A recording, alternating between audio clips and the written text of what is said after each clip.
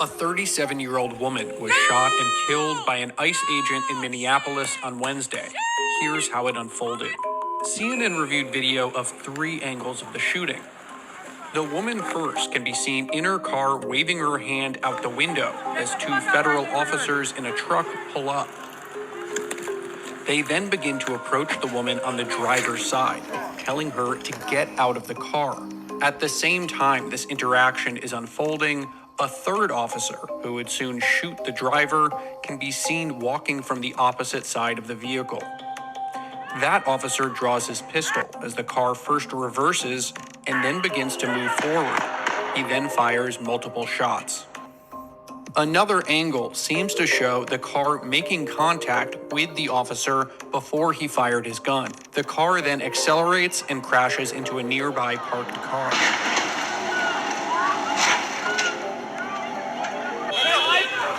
After the shooting, neighbors asked to administer aid, shouting at the federal agents. We have our own medics. Where are they? Where are they? How can I relax? You just killed my neighbor. First of all, I don't think that was your neighbor because I heard, correct me if I'm wrong, she was a protester from another country, from another state, right? I could be wrong, but I heard that she was from another state going there with her girlfriend, her partner, into that state to protest ICE. Now, I'm going to say this, right? I think it's senseless killing, right? You did not need to shoot her. I'll agree with that. Okay. Could you have shot the car? Focus on the car? Yeah. The tires? Okay. I mean, you didn't have to shoot the window. But this is the thing where this is the problem with so many leftists, so many insane, unstable Americans. Okay. And it's hard for me to call these Americans. When an officer, right? When authority tells you to do something, I'm sorry, you should. Okay, you should. Particularly, you are in the wrong, right?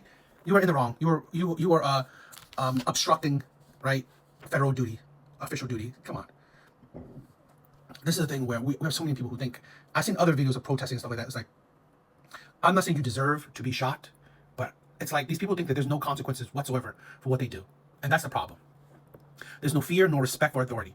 You don't care what happened to you. You don't even think anything will happen to you. Now, death shouldn't happen to you, but again, consequences will happen, right? And the worst consequence is death. It happened. She shouldn't have been there. It's like, I'm really tired of these idiots protesting the deportations of illegal immigrants. I'm really tired of it, okay? If you want something to change, go to your politician, right? Have your politician do the work. Because really, all these protesters have yet to stop, in my opinion, I'm not sure I've seen it, have yet to stop the deportation of people, right? You're just entitled people. You're just entitled a bunch of white people. You're just entitled leftists, entitled Democrats, right? That's all you are, entitled. You're not stopping anything. You're not actually making any kind of change. You didn't care. You didn't care about these illegal immigrants before Trump, right? You didn't care. I didn't hear a peep from you during Obama or Biden's time. But when Trump comes on, now you care. Now you care about illegal immigrants. Now you care. And it's funny that you care, but you also talk about high growth prices, and you don't realize, or housing and all that stuff. You don't realize that illegal immigrants can add to that, right? It's just the stupidity, right? It's just the stupidity that these people are just wanting to, make issues. And again, I'm not saying that she deserves it. I'm just saying that we have a bunch of entitled Democrats, leftists, thinking that they are social justice warriors, thinking that they are, freedom fighters, that they're making changes, doing these stupid ass protests. You're not. Okay. Again, you want to make actual changes, even if you could, is you contact your politicians and force them to do what you think is best. Right? Get together with your politicians. This is who you vote for. This is the point of having a representative. Right? That's the point. I don't know. It's just, this is the stupidity right now where these people are protesting for idiotic things, idiotic reasons. They never cared before. Now they supposedly care. And now it's like, it's just tiring. Okay? And this is why we get senseless violence. Right? We get stupid situations like this. Okay? I mean, I've seen them, throw things at ICE officials. I've seen them I've seen them do so many things, right? And what do you think that's going to accomplish? What do you think that's accomplishing? These people, although they're ICE, they're human beings too. So if you agitate them, if you get them in an emotional state, even though they're professionals, they could do stupid shit. Even though they're professionals, we're all human beings. We can get irrational sometimes. So this shit is just stupid. It's my fault. The de facto wife of the woman who was killed by ICE said, "It's my fault." Quote, "I made her come down here to confront agents," as she breaks down in harrowing footage. Now, I want to make sure this is very clear. She said, quote, I made her come down here. Now, there are a lot of questions around why this woman from out of state was in Minnesota in the first place. Why was her wife outside of the vehicle filming while she obstructed law enforcement? And if this woman was just trying to flee, why was she leaving her wife behind? Now, by all means, there are arguments for these things. She's a protester. You're allowed to protest. Driving from Colorado to Minnesota is kind of weird, but it's allowed. Maybe she was just trying to evade law enforcement after committing a misdemeanor or felony and was willing to leave her wife behind to escape the police. That's why her wife was left outside. However, we're going to break down the lies and give you the latest updates on what really happened, and it is her fault. This woman who was shot and killed is being called a victim. I reject this. We had the debate last night, and while I initially said that I believed she wasn't intending to hit the officer and was trying to flee, but still put the officer in fear of harm, no, I've changed my mind.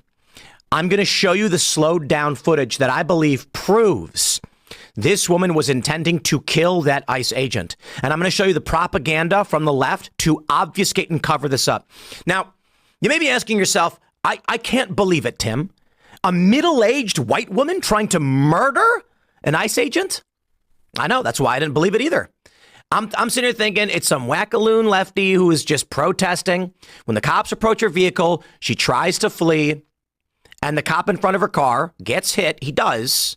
Not like brutally. He's not run over. Trump is wrong. I have no problem saying that. But he gets hit, and he shoots through the windshield, killing her, and follows up with 2 shots through the side of the car.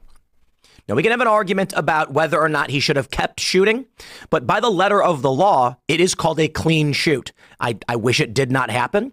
I do not want this woman to lose her life, nor anybody, but we're going to break down the lies from the left and the propaganda. I will start by saying this. I don't believe, in hindsight, after reviewing the footage and everything, the ICE agent needed to shoot this woman.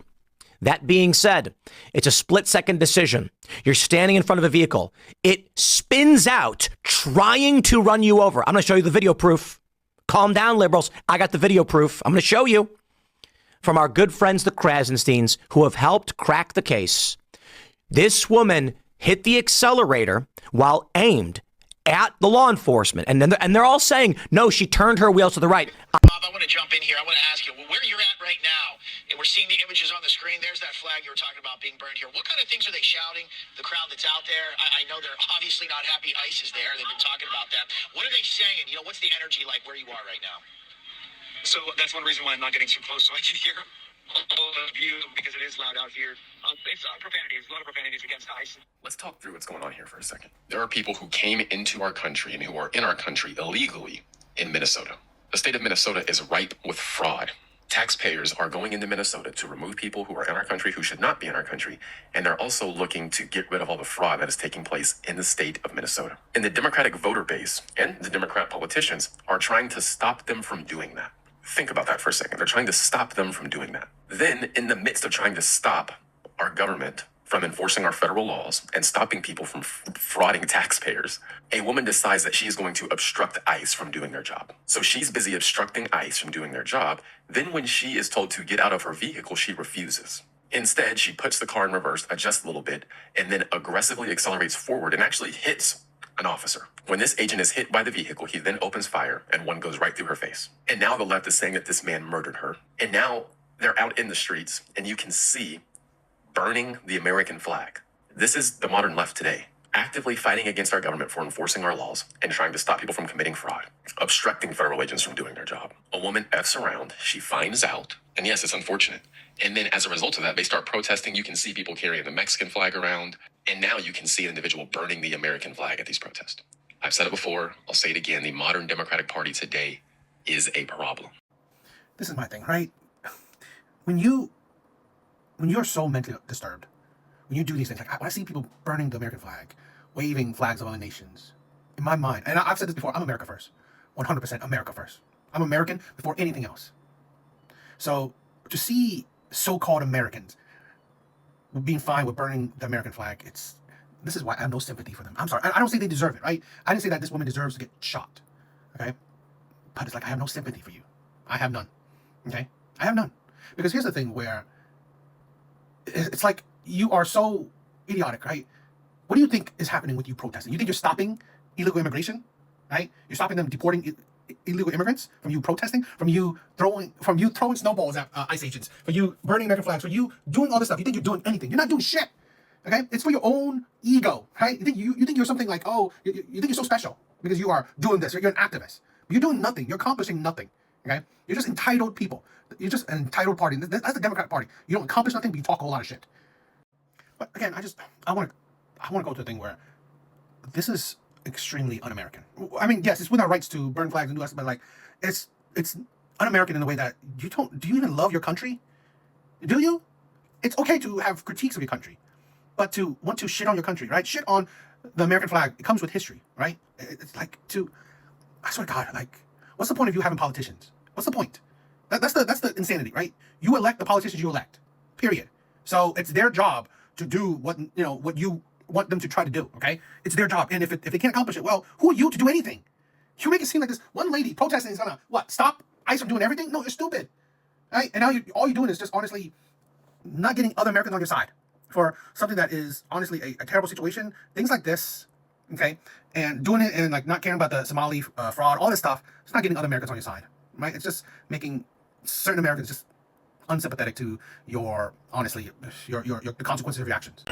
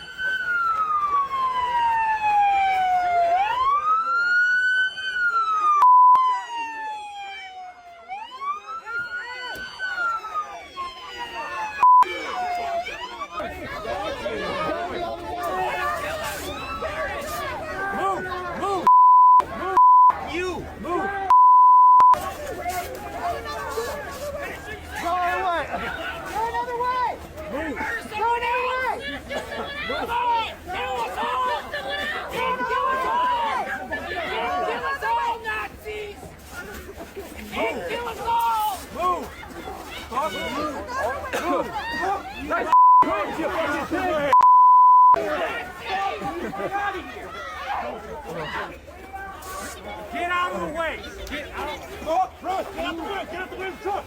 Move! Move! Move!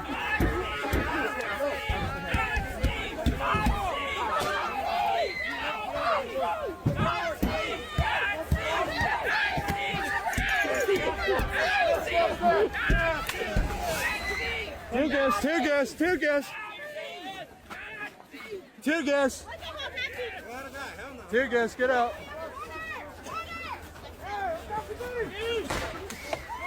What's up?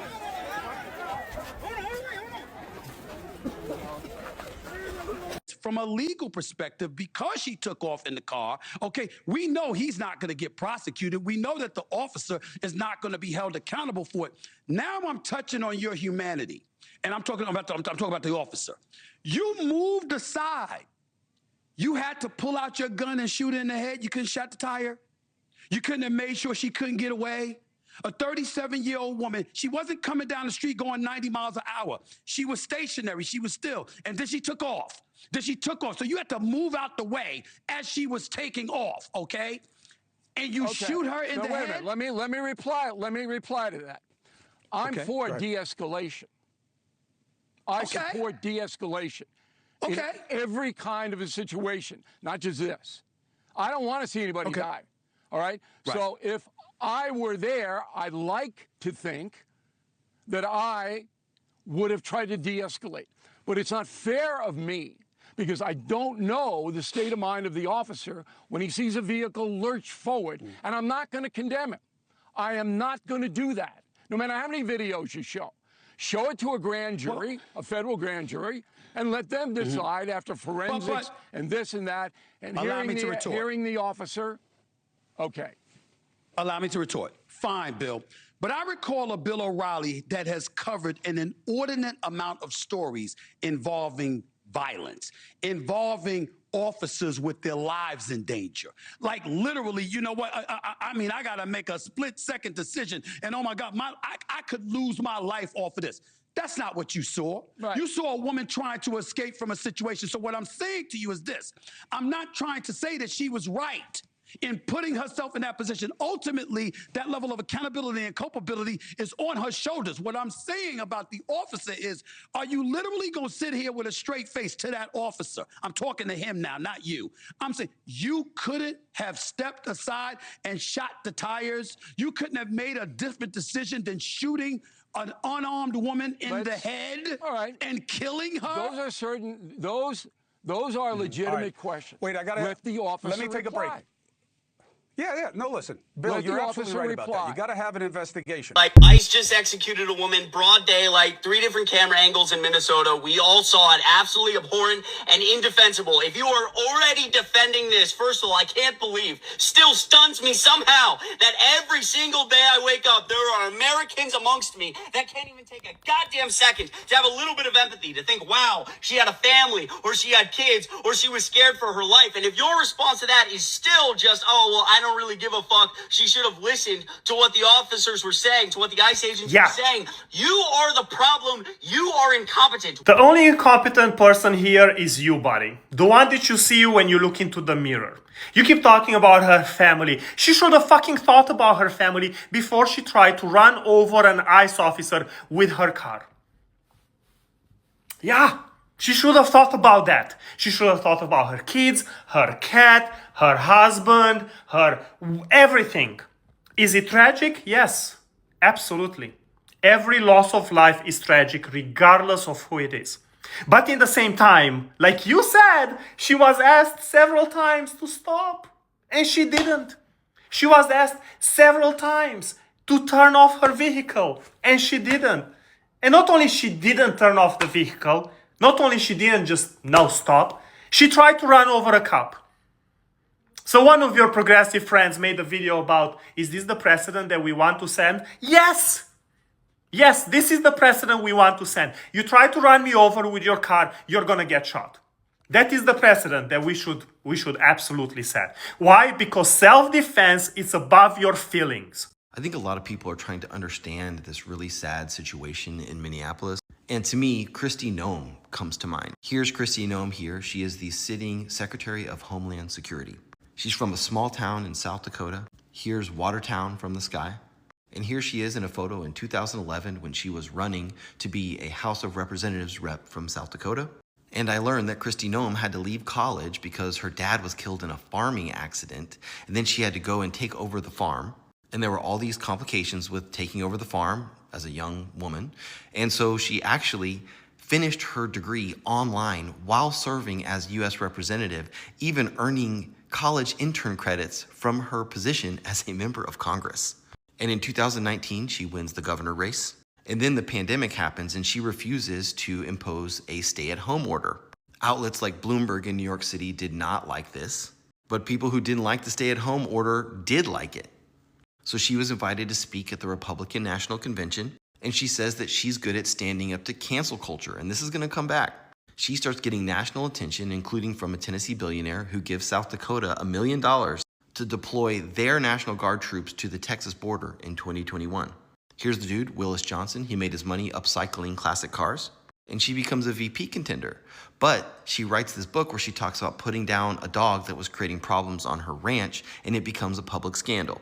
So instead of becoming VP, she's nominated as the Secretary of Homeland Security, and she's confirmed by the Senate in not really a close vote. And the Department of Homeland Security is a huge agency. It has almost 250,000 employees. Outside the military, it's pretty much the largest branch of government. It's responsible for all of public security. I mean, so many things: immigration, terrorism, cybersecurity, maritime security, weapons of mass destruction. It's a lot.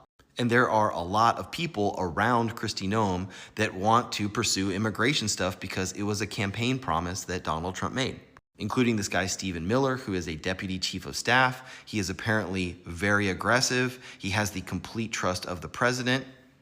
And apparently he set this goal for Kristi Noem and her department for 3,000 undocumented migrant arrests per day. And there's this guy, Tom Homan, who is an appointee by Donald Trump. And interestingly, he has been in this job or similar for a long time, and he won an award during the Obama administration. Because during the Obama administration, he was the executive associate director of ICE enforcement and removal operations, and before that, he was a New York police officer for a long time. And Homan is not afraid to be aggressive. He went into Portland and said all sanctuary cities are going to get double the law enforcement. And he's repeated this in lots of different places.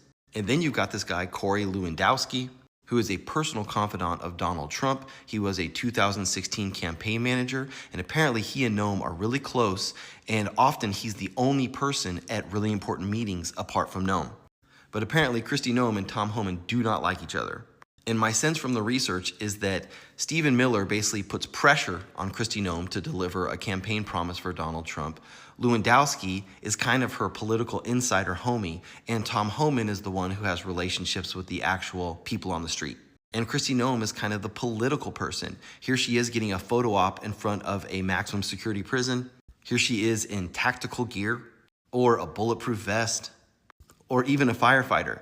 And I have to say that in my research, I came across what the left media likes to call her a lot, which is Ice Barbie.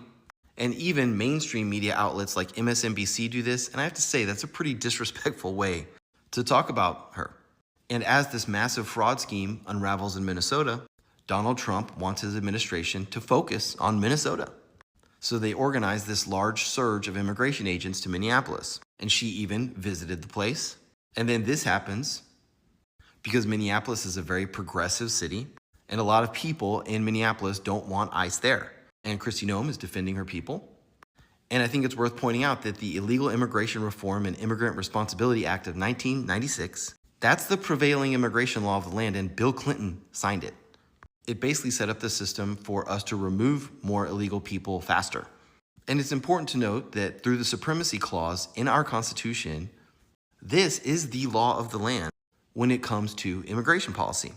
And in the Take Care Clause of the Constitution that basically sets up the executive branch, the president shall take care that the laws are faithfully executed. And Kristi Noem derives her power at the Department of Homeland Security through the executive branch. So it's literally her job to enforce this law, even if people in progressive cities don't like it, even if governors don't like it, even if mayors, lots of mayors, don't like it, even if people want to block in ICE vehicles or ram them or do other things like that. Immigration enforcement is literally her job, and her profile is built on this idea of resisting cancel culture. So my question to you is, should she be doing something different?